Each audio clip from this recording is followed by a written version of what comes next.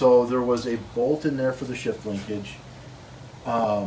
There's supposed to be 2 bolts in there, and one of them was missing. So when I pull the shift linkage out. Well, when you go to the back side of where the shift linkage goes in, the cable goes in, shift cable, there's a keeper or hold there that goes in there. Yeah, exactly. So that's, yeah. Yep, that's it. Okay, yep, that's it.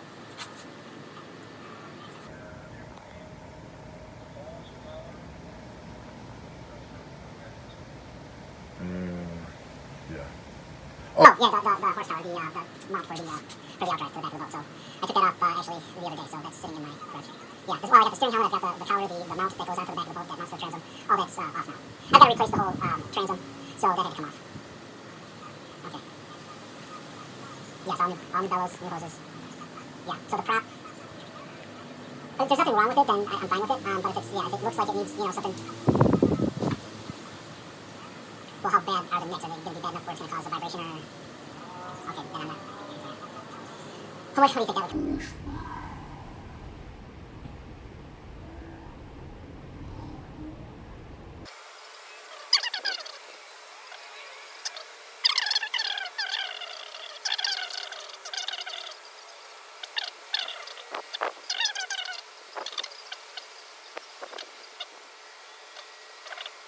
All right, appreciate it. Thank you. Okay, bye. So that was Dubert's, and he's going to pull it apart and reseal it and everything else like that. But he had mentioned that the side of it was bondoed or had some kind of cover-up going on out of it, and he's hoping that the case is not cracked. I'm hoping the case is not cracked, because at that point then, then we're out an outdrive, or, maybe he can seal it or something.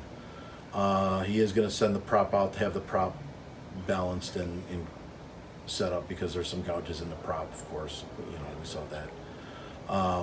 And other than that, we'll wait on the quote. So he said it'll be by the end of the day. He's hoping to have the whole thing tore apart and ready to go.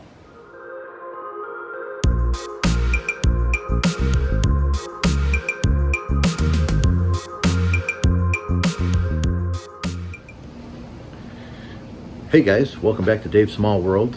We got a little bad news this week. Dubert's, the company that's taking care of our outdrive, found that the upper had some bad teeth in the gears, and they really want to replace it, so we are sourcing one of those. The problem comes that it's a 50-year-old unit, and trying to find the parts that are going to match up with that are a little tricky. Not impossible. We've got a couple sources that we're working with right now, so we should have that within the next couple of weeks anyways. So today we're going to remove the fuel tank out of here. It's not terribly difficult. There's a lot of little parts to it, but the nuts and bolts don't seem like they're in too bad a condition, so they shouldn't be too hard to get out of there. It's just in a tight spot, so that might make it a little difficult, but other than that, let's get at it.